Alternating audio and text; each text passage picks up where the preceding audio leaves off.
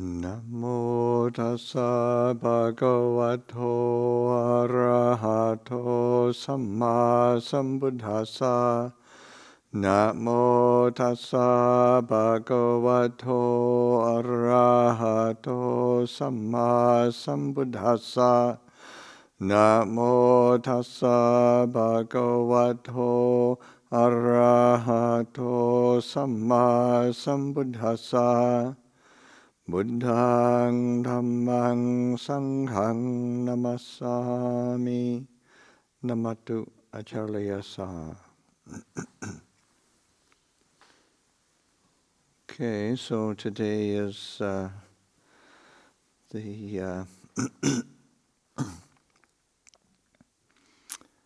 anniversary commemoration of Luang Chah's passing away, and this morning Ajahn Yaniko gave a reading, and I thoroughly enjoyed it. What's the point of me giving a talk? I should read some more of Ajahn Chah, and so that's, and what I've done is picked out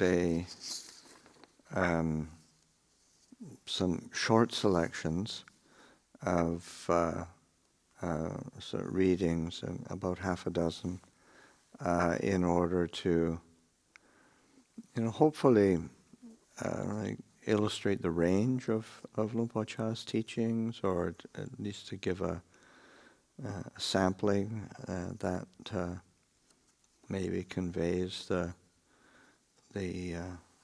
kind of the breadth and the depth as well. So the first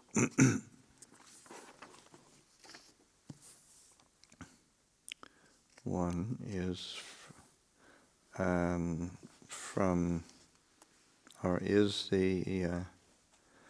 it's called Training This Mind, and it was originally published in Taste of Freedom, and it's very short, but it sort of, my own opinion, it's like, it kind of really gets the essence of Luang Chah's teaching, and there's a kind of a simplicity and directness to it that I think it's kind of, to me, it's why Luang Chah's teachings always seem fresh, and it comes from his experience, and it's titled Training This Mind.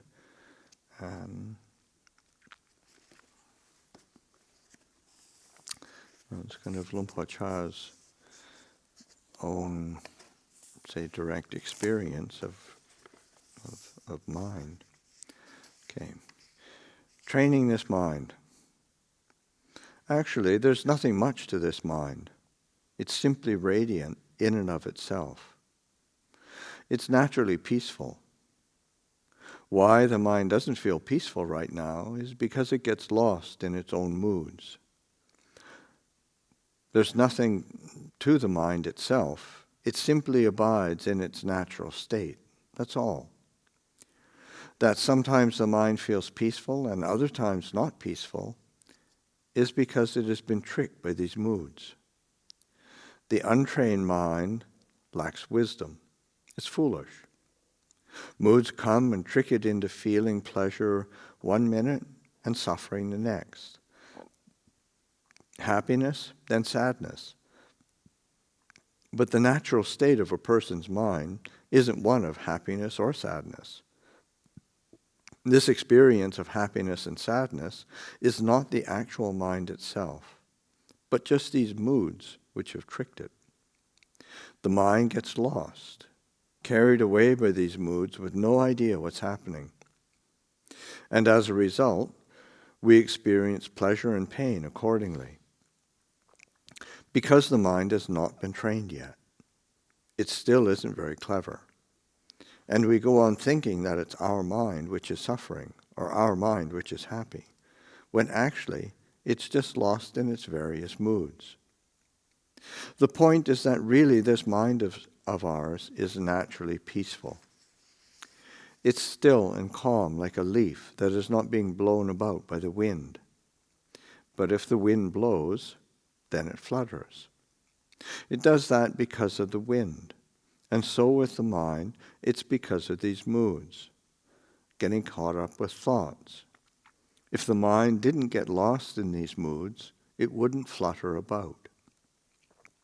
If it understood the nature of thoughts, it would just stay still. This is called the natural state of the mind. And why we have come to practice now is to see the mind in this original state. We think that the mind itself is actually pleasurable or peaceful, but really the mind has not created any real pleasure or pain. These thoughts have come and tricked it, and it has got caught up in them. So we really have to come and train our minds in order to grow in wisdom, so that we understand the true nature of thoughts, rather than just following them blindly. The mind is naturally peaceful. It's in order to understand just this much that we have come together to do this difficult practice of meditation.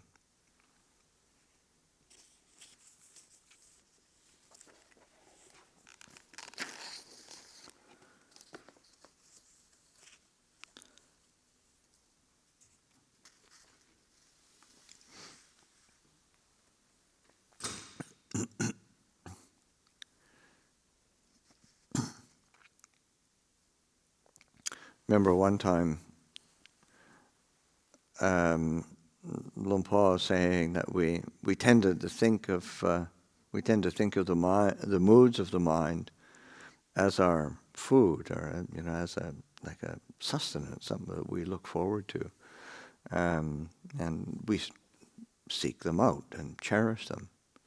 But in reality, Luang Por said they're more like fish bones, a fish skeleton, rather than actual fish. I mean, in Thailand, when you think of food, you don't think of vegetarian, or certainly in the Isan, in those days, fish is very much a staple. But we kind of it's sort of like gang pa. It's just the kind of the bones and the skeleton. It's not really substantial or valuable. We tend to fight over them and get caught up in them. It's like dogs who fight over fish bones. Of course, dogs are different than the ones here in America as well. I mean, people, you throw out some just fish bones and the dogs will just get into fights over them. But there isn't really anything there. So it's just the moods of the mind are kind of this kind of excess, or this not really the essence at all. No real sustenance there. The next one is a talk. 233. And this one I will read the whole talk because it's quite short. And this is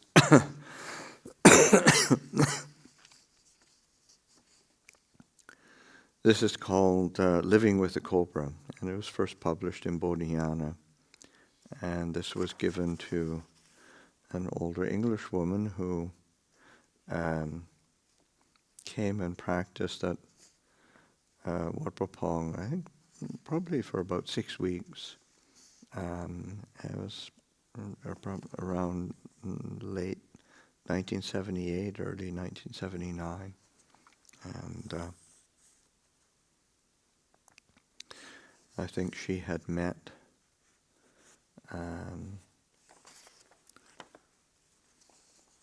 Lumpur Sumedho at the Hampstead Vihara and came out to Thailand to practice. And whether it's a fantasy or not, I don't know. I have this memory, because it's so long ago, but this had this memory. I think her name was Marjorie. Because I remember Lumpur trying to pronounce it. It was a name he had difficulty pronouncing. Marjorie.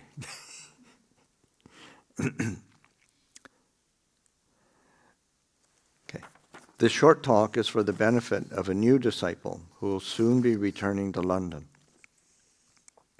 May it serve to help you understand the teaching that you have studied here at Wat Pah Pong. Most simply, this is the practice to be free of suffering in the cycle of birth and death. In order to do this practice, remember to regard all the various activities of mind, all those you like and all those you dislike, in the same way as you would regard a cobra. The cobra is an extremely poisonous snake, poisonous enough to cause death if it should bite us.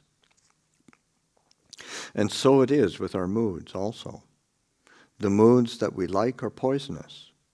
The moods that we dislike are also poisonous. They prevent our minds from being free and hinder our understanding of the truth as it was taught by the Buddha. Thus it is necessary to try to maintain our mindfulness throughout the day and night. Whatever you may be doing, be it standing, sitting, lying down, speaking, or whatever, you should do with mindfulness.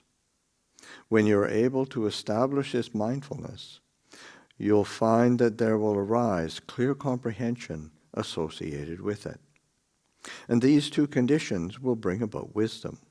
Thus, mindfulness, clear comprehension, and wisdom will work together. And you'll be like one who is awake both day and night. These teachings left to us by the Buddha are not teachings to be just listened to or simply absorbed on an intellectual level. They are teachings that through practice can be made to arise and be known in our hearts. Wherever we go, whatever we do, we should have these teachings. And what we mean by to have these teachings, or to have the truth, is that whatever we do or say, we do and say with wisdom. When we think and contemplate, we do so with wisdom. We say that one who has mindfulness and clear comprehension combined in this way with wisdom is one who is close to the Buddha. When you leave here, you should practice bringing everything back to your own mind. Look at your mind with this mindfulness and clear comprehension and develop this wisdom. With these three conditions, there will arise a letting go. You'll know the constant arising and passing away of all phenomena. You should know that which is arising and passing away is only the activity of mind. When something arises, it passes away and is followed by further arising and passing away. In the way of Dhamma, we call this arising and passing away birth and death. And this is everything. This is all there is. When suffering has arisen, it passes away. And when it has passed away, suffering arises again. So like dukkha, just that sense of either stress or dissatisfaction or dis-ease, discontent. There's just suffering arising and passing away. When you see this much, you'll be able to know constantly this arising and passing away. When your knowing is constant, you'll see that this is really all there is. Everything is just birth and death. It's not as if there is anything that carries on. There's just this arising and passing away as it is. That's all. This kind of seeing will give rise to a tranquil feeling of dispassion towards the world. Such a feeling arises when we see that actually there is nothing worth wanting. There is only a rising and passing away, a being born followed by a dying. This is when the mind arrives at letting go, letting everything go according to its own nature. Things arise and pass away in our mind, and we know. When happiness arises, we know. When dissatisfaction arises, we know. And this knowing happiness means that we don't identify with it as being ours. Likewise, with dissatisfaction and unhappiness, we don't identify with them as being ours. When we no longer identify with and cling to happiness and suffering, we are simply left with the natural way of things. So we say that mental activity is like the deadly poisonous cobra. If we don't interfere with the cobra, it simply goes its own way. Even though it may be extremely poisonous, we're not affected by it. We don't go near it or take hold of it, and it doesn't bite us. The cobra does what is natural for a cobra to do. That's the way it is. If you are clever, you will leave it alone. Let be that which is not good. Let it be according to its own nature. Also let be that which is good. Let your liking and disliking be, the same way that you don't interfere with the cobra. So one who is intelligent will have this kind of attitude towards the various moods that arise in the mind. When goodness arises, we let it be good, but we know also. We understand its nature. So too, we let be the not good. We let it be according to its nature. We don't take hold of it because we don't want anything. We don't want evil, neither do we want good. We want neither heaviness nor lightness, happiness nor suffering. When in this way our wanting is at an end, peace is firmly established. When we have this kind of peace established in our minds, we can depend on it. This peace, we say, has arisen out of confusion. Confusion has ended. The Buddha called the attainment of final enlightenment an extinguishing. In the same way that fire is extinguished, we extinguish fire at the place at which it appears. Wherever it is hot, that's where we can make it cool. And so it is with enlightenment. Nibbana is found in samsara. Enlightenment and delusion exist in the same place, just as do hot and cold. It's hot where it was cold, and cold where it was hot. When heat arises, the coolness disappears, and where there is coolness, there's no more heat. In this way, Nibbana and samsara are the same. We are told to put an end to samsara, which means to stop the ever-turning cycle of confusion. This putting an end to confusion is extinguishing the fire. When external fire is extinguished, there is coolness. When the internal fires of sensual craving, aversion, and delusion are put out, this is coolness also. This is the nature of enlightenment. It's the extinguishing of fire, the cooling of that which was hot. This is peace. This is the end of samsara,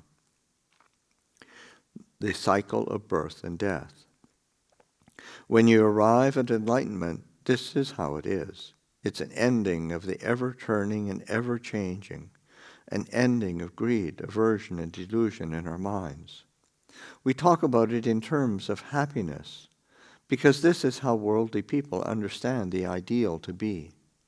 But in reality, it has gone beyond. It is beyond both happiness and suffering. It's perfect peace. So as you go, you should take this teaching which I have given you and contemplate it carefully. Your stay here hasn't been easy, and I have had little opportunity to give you instruction. But in this time, you have been able to study the real meaning of our practice. May this practice lead you to happiness. May it help you to grow in truth. May you be freed from the suffering of birth and death.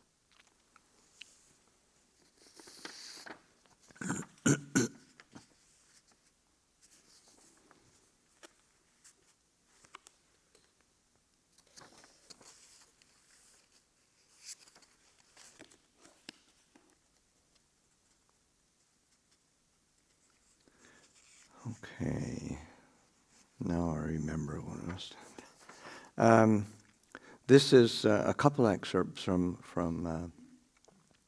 a talk called "The Two Faces of Reality." It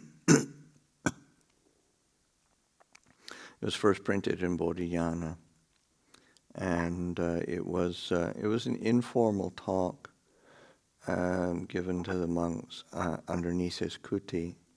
It was probably in 1977, and they in the book it sort of says it was a talk given after the Patimokkha, but I mean I was there, so it was, and I remember the talk. So I remember it was just this informal talk underneath the kuti. There was quite a gathering, and it was. I remember being very inspired by this talk.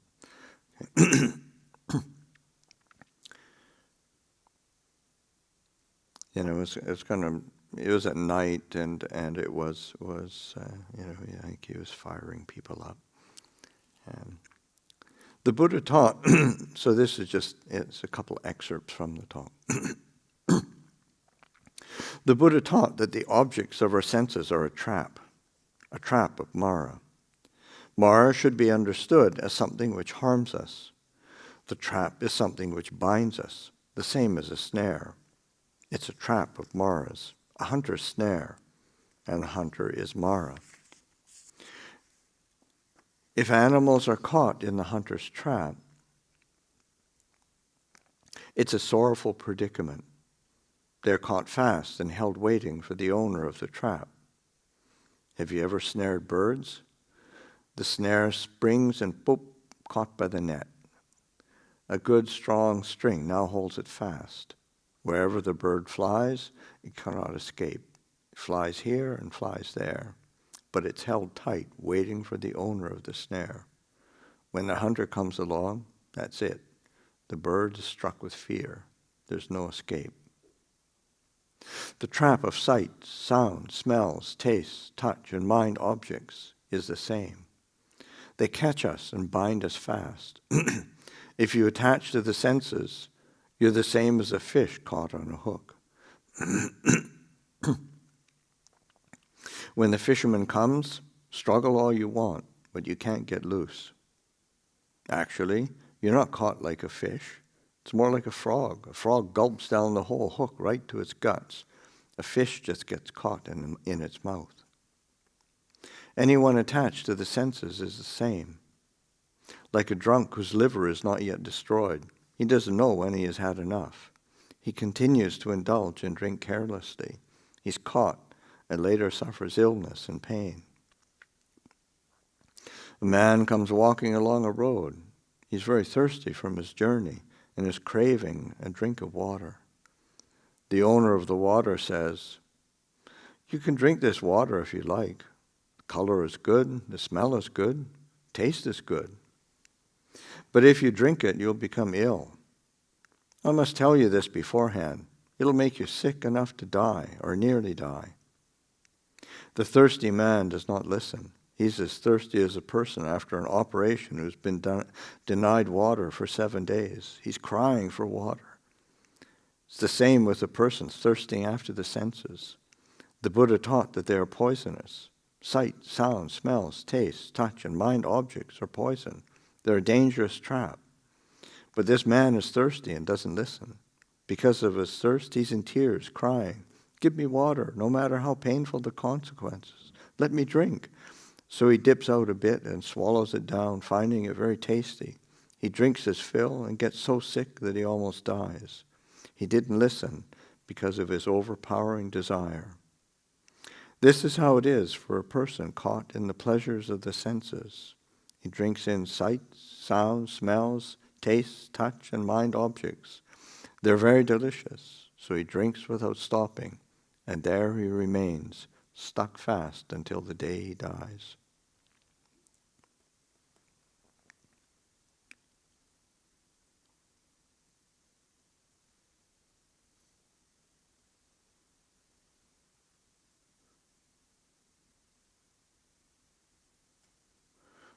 Some people die, some people almost die.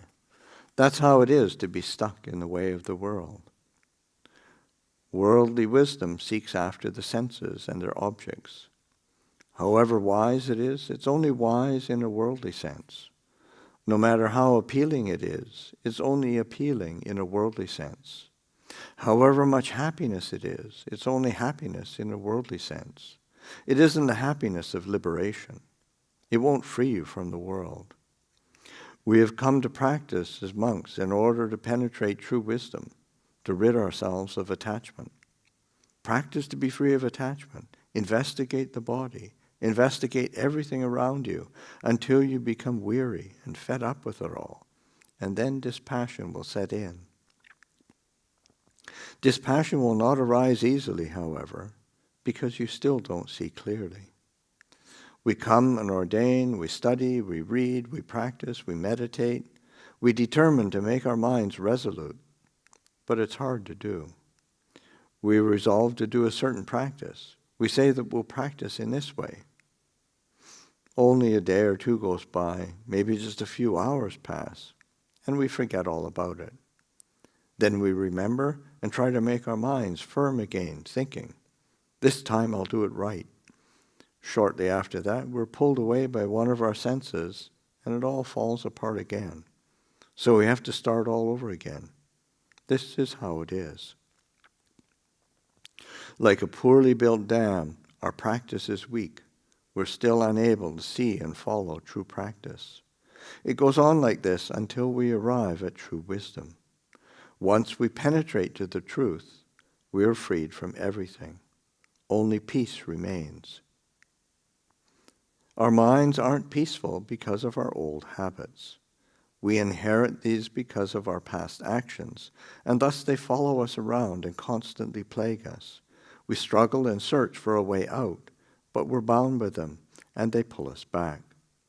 These habits don't forget their old grounds. They grab onto all the old familiar things to use, to admire, and to consume. That's how we live. And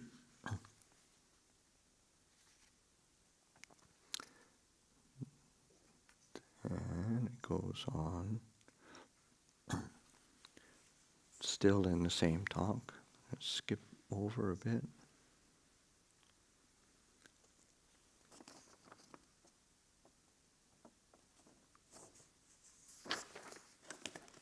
So don't be in a hurry and try to push or rush your practice.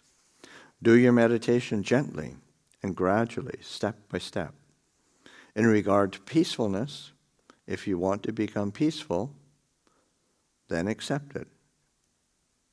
If you don't become peaceful, then accept that also.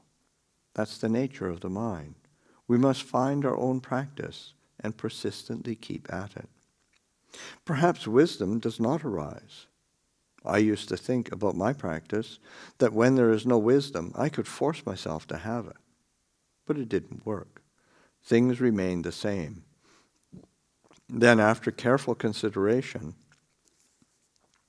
I saw that to contemplate things that we don't have cannot be done. So what's the best thing to do? It's better just to practice with equanimity. If there is nothing to cause us concern, then there's nothing to remedy. If there's no problem, then we don't have to try to solve it. When there is a problem, that's when you must solve it, right there. There's no need to go searching for anything special. Just live normally. But know what your mind is. Live mindfully and clearly comprehending. Let wisdom be your guide. Don't live indulging in your moods. Be heedful and alert. If there is nothing, that's fine. When something arises, then investigate and contemplate it.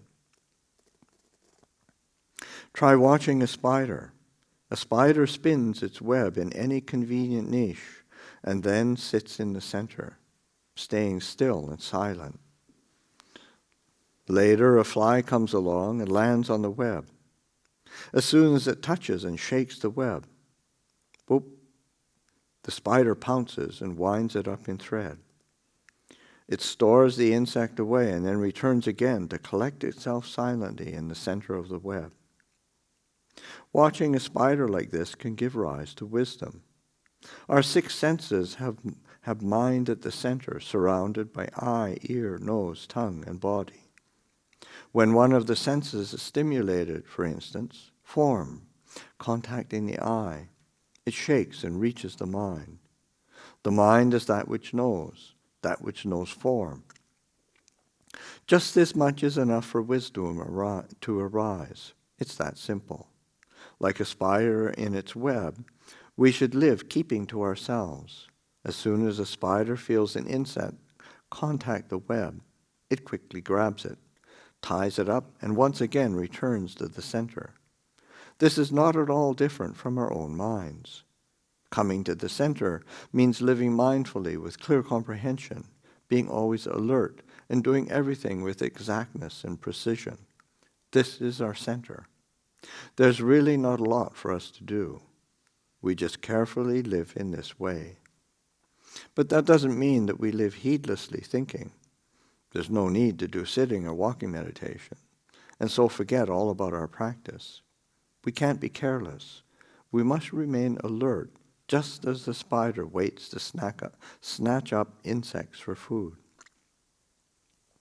This is all that we have to know, sitting and contemplating that spider. Just this much, and wisdom can arise spontaneously. Our mind is comparable to the spider. Our moods and mental impressions are comparable to the various insects. That's all there is to it. The senses envelop and constantly stimulate the mind. When any of them contact something, it immediately reaches the mind.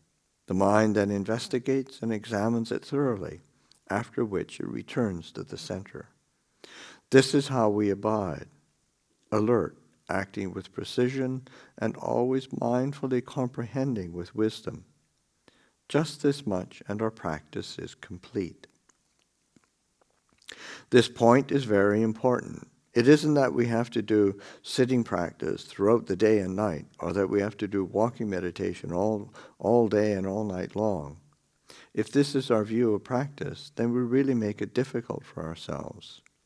We should do what we can according to our strength and energy, using our physical capabilities in the proper amount.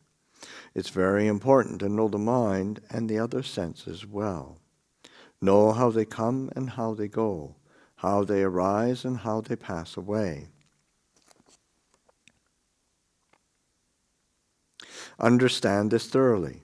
In the language of Dhamma, we can also say that just as the spider traps the various insects, the mind binds up the senses with anicca, dukkha, anatta, impermanence, unsatisfactoriness, and not-self. Where can they go? We keep them for food. These things are stored away as nourishment. That's enough. They are nourishment for contemplation. That's enough. There's no more to do, just this much. This is the nourishment for our minds, nourishment for one who is aware and understanding. If you know that these things are impermanent, bound up with suffering, and that none of it is you, then you would be crazy to go after them. If you don't see clearly in this way, then you must suffer. When you take a good look and see these things as really impermanent, even though they may seem worth going after, really they are not. Why do you want them when their nature is pain and suffering? It's not ours. There is no self. There is nothing belonging to us. So why are we seeking after them? All problems are ended right here. Where else will you end them? Just take a good look at the spider and turn it inwards. Turn it back onto yourself. You will see that it's all the same. When the mind has seen anicca, dukkha, anatta, it lets go and releases itself. It no longer attaches to suffering or to happiness. This is the nourishment for the mind of one who practices and really trains. That's all. It's that simple. You don't have to go searching anywhere. So no matter what you are doing, you are there. No need for a lot of fuss and bother. In this way, the momentum and energy of your practice will continuously grow and mature.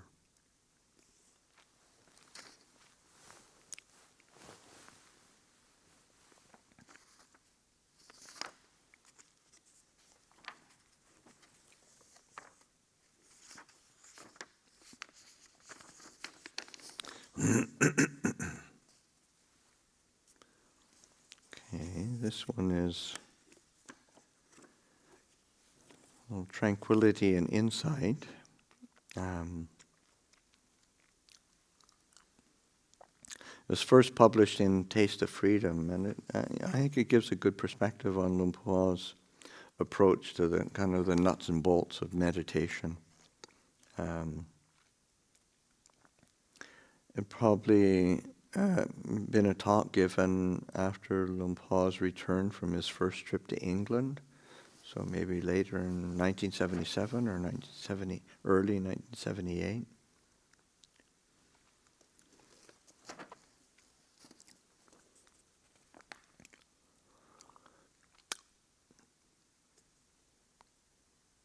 To calm the mind means to find the right balance. If you try to force your mind too much, it goes too far. If you don't try enough, it doesn't get there. It misses the point of balance. Normally, the mind isn't still. It's moving all the time. We must make an effort to strengthen the mind. Making the mind strong and making the body strong are not the same. To make the body strong, we have to exercise it, to push it. But to make the mind strong means to make it peaceful, not to go thinking of this and that. For most of us, the mind has never been peaceful. It has never had the energy of samadhi. So we must establish it within a boundary. We sit in meditation, staying with the one who knows. If we force our breath to be too long or too short, we're not balanced. The mind won't become peaceful. It's like when we first start to use a pedal sewing machine. At first we just practice pedaling the machine to get our coordination right before we actually sew anything. Following the breath is similar. We don't get concerned over how long or short, weak or strong it is. We just note it. We simply let it be, following the natural breathing. When our breathing is balanced, we take it as our meditation object. When we breathe in, the beginning of the breath is at the nose tip, the middle of the breath at the chest, the end of the breath at the abdomen. This is the path of the breath. When we breathe out, the beginning of the breath is at the abdomen, the middle at the chest, and the end at the nose tip. Simply take note of this path of the breath at the nose tip, the chest, and the abdomen. Then at the abdomen, the chest, and the nose tip.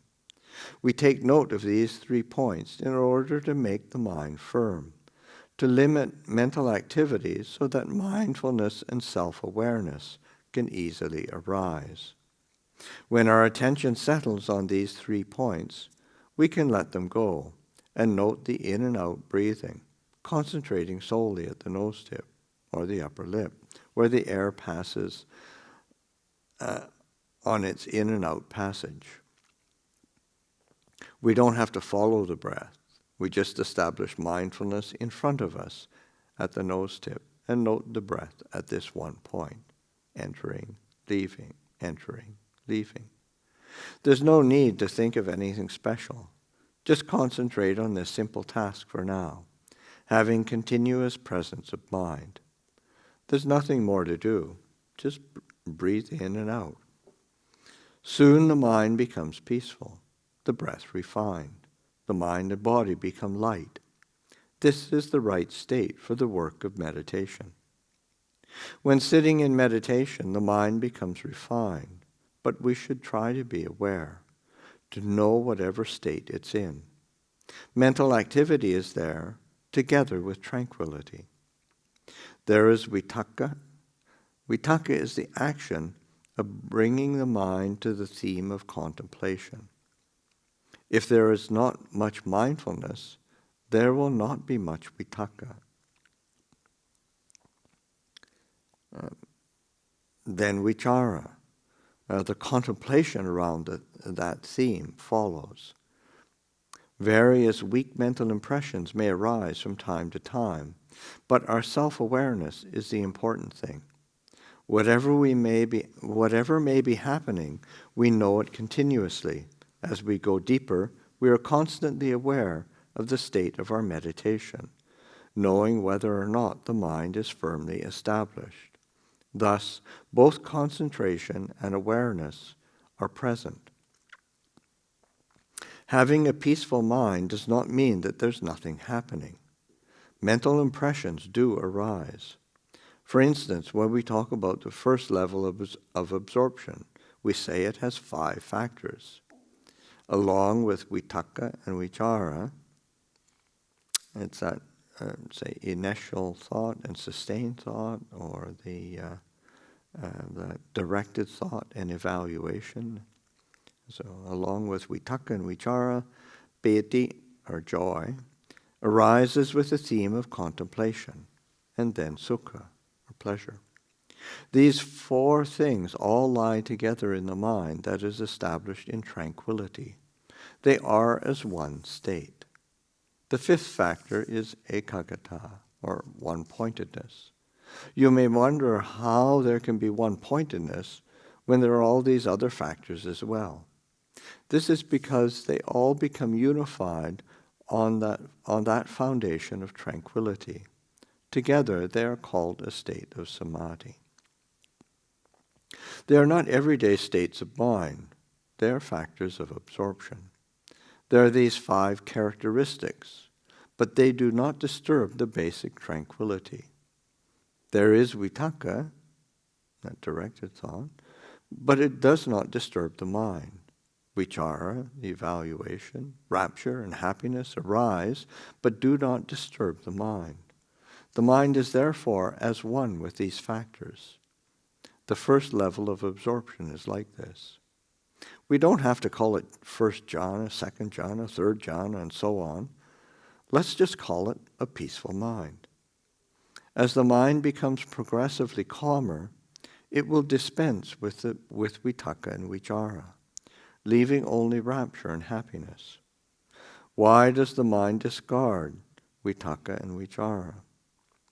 This is because as the mind becomes more refined, the activities of vitakka and vichara are too coarse to remain.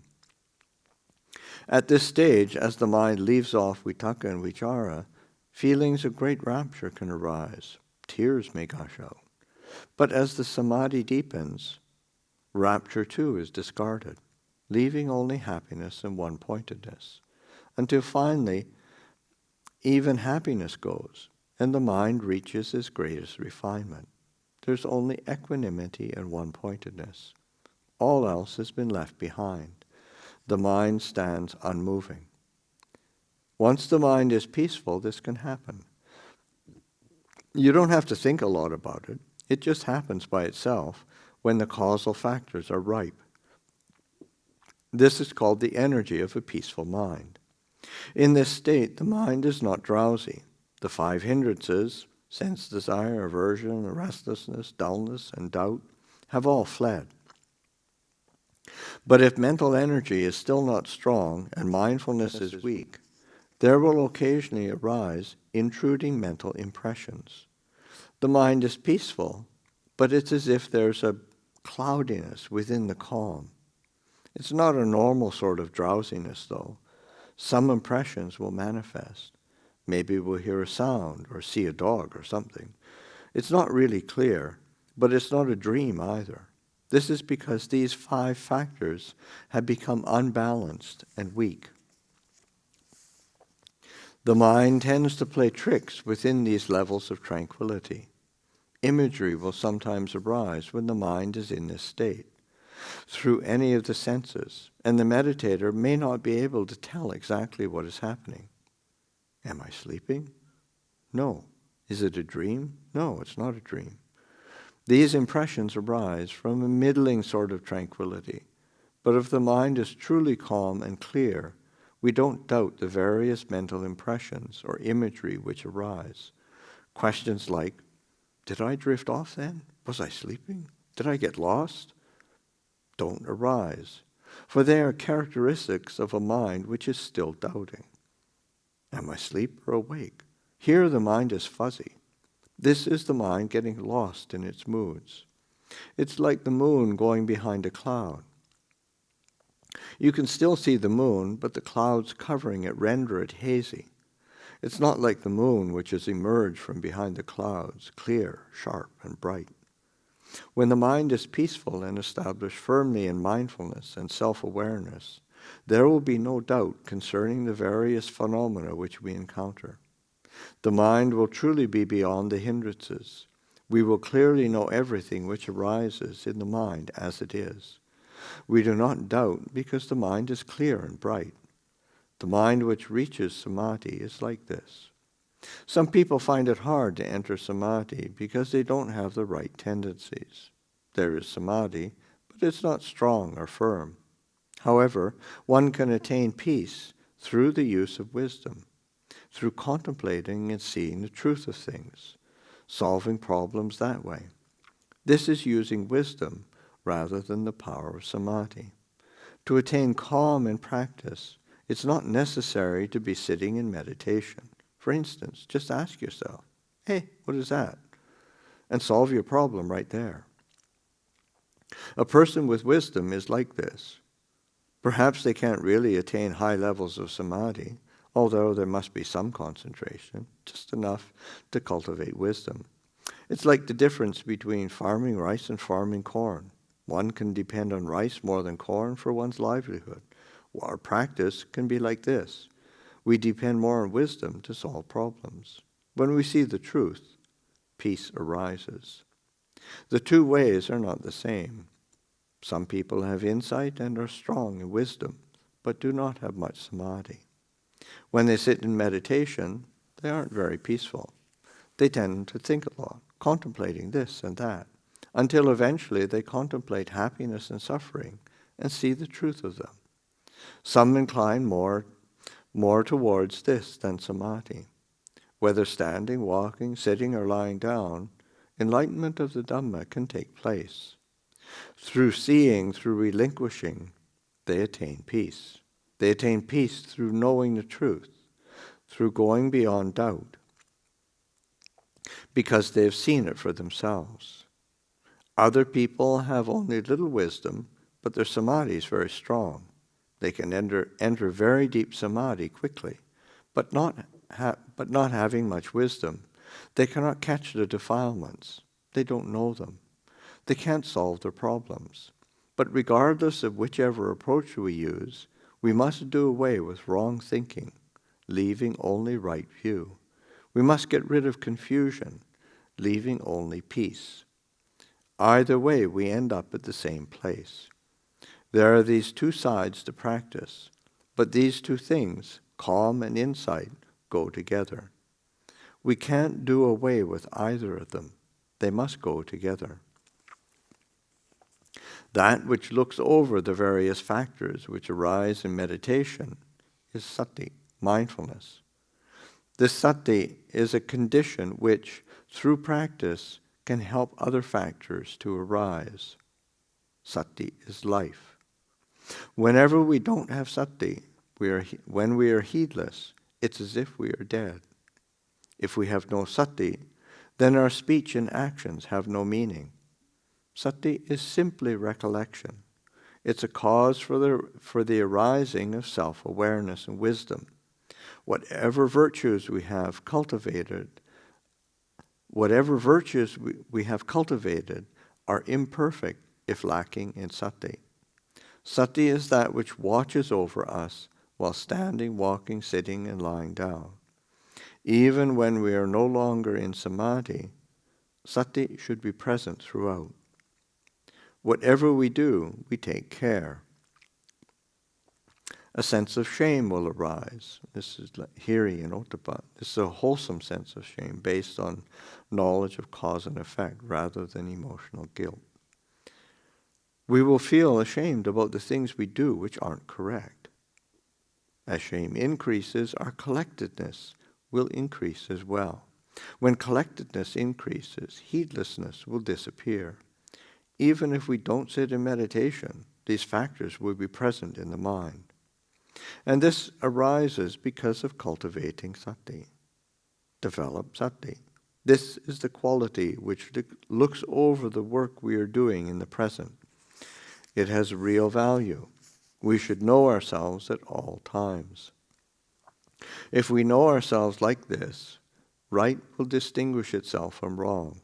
The path will become clear, and the cause for all shame will dissolve. Wisdom will arise. We can bring the practice all together as virtue, concentration, and wisdom. To be collected, to be controlled, this is virtue. The firm establishing of the mind within that control is concentration. Complete overall knowledge within the activity in which you are engaged is wisdom. The practice, in brief, is just virtue, concentration, and wisdom. Or in other words, the path. There is no other way.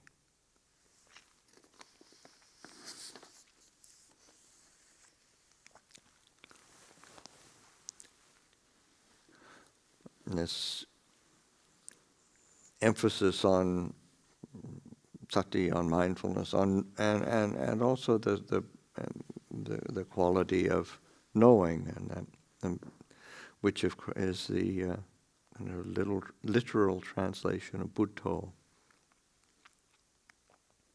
Remember one time Luang Por once talking about living with Luang Por Kinnerly. That was one of his main teachers.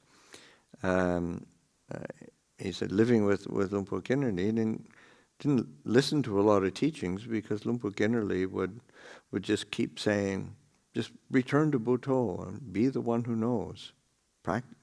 And just go back, go and practice, go and stay with Buddho, be the one who knows. And he said, practice a lot, knowledge will arise. So Luang Por himself would often encourage in this way as well, this sense of returning to the knowing, being the one who knows.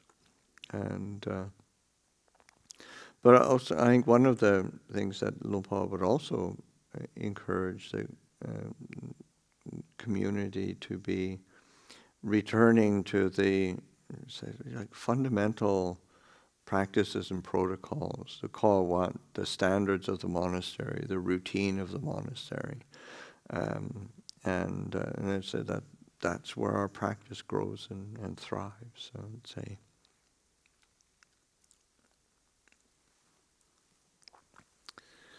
Okay.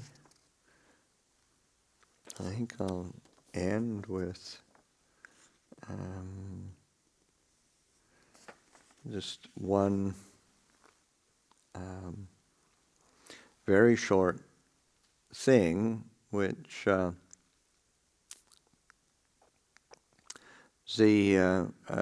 probably the last communication that Luang Por Sumedho had with Luang Por Chah. It was an aerogram that was written probably toward the end of the Rains Retreat of 1981, where Luang Por Chah was he spent the Rains Retreat in Tam Sang Phet, and it was written by Ajahn Santa Jitto, who there were There was Ajahn Santa, Papakaro, Pamuto, is Australian Pamuto, and then a Samanin guy, and then there were two laymen that were there, and along with a bunch of Thai monks, but so that. But anyway, Ajahn Santa sent a